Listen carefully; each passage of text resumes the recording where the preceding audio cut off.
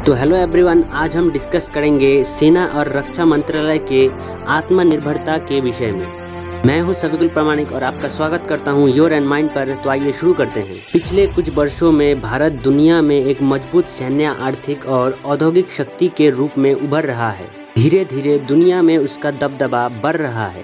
देश की सरकार ने रक्षा क्षेत्र में आत्मनिर्भरता के लिए जिस तेजी से कदम बढ़ाए हैं, उसने दुनिया को हैरत में डाल दिया है।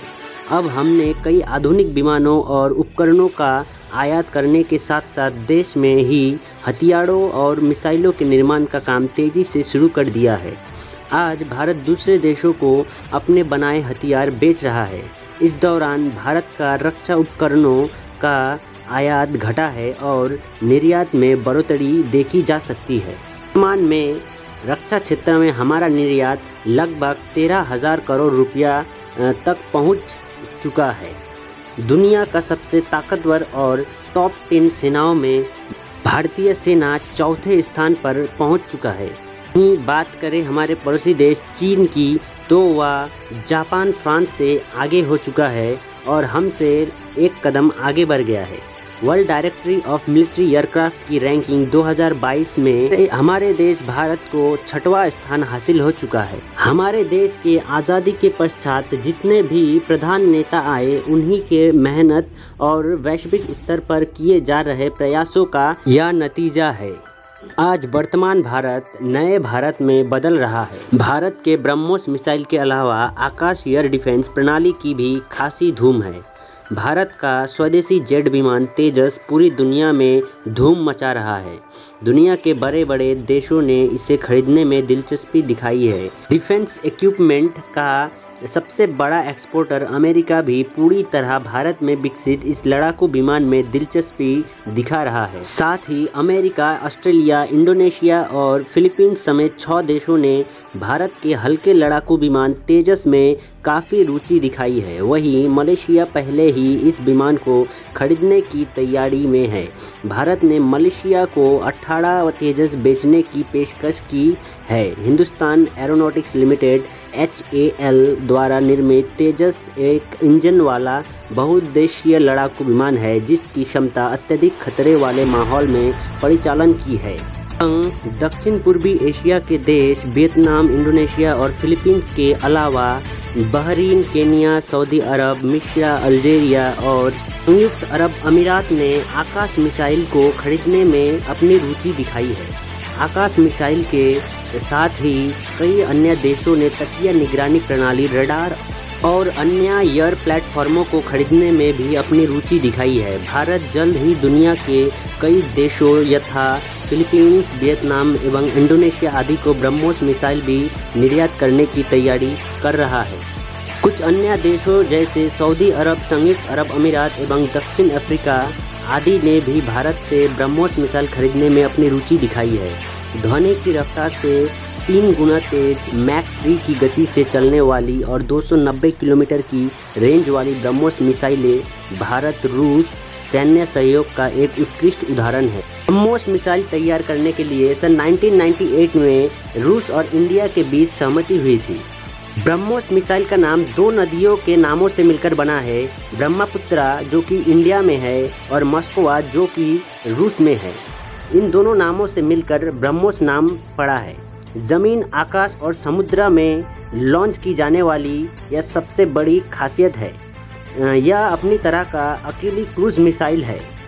अब भारत रक्षा उपकरणों के निर्यात के मामले में दुनिया के शीर्ष 25 देशों की सूची में शामिल हो गया है। वर्ष 2019 में रक्षा उपकरणों के निर्यात के मामले में पूरे विश्व में भारत का स्थान 19वां था। 1990 के दशक में जहां भारत हथियारों का पता लगाने वाले रडार को अमेरिका और इजराइल से पाने के लिए संघर्ष कर रहा था, वहीं हाल ही में भारत ने यही रडार आर्मेनिया को बेचने में सफलता प्राप्त हुआ है।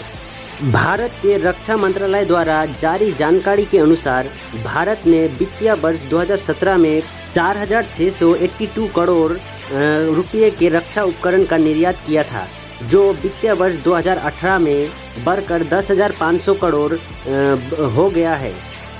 वहीं अगर 2019 का बात करें तो तो यह बढ़कर 9,115 करोड़ के स्तर पर पहुंच गया था।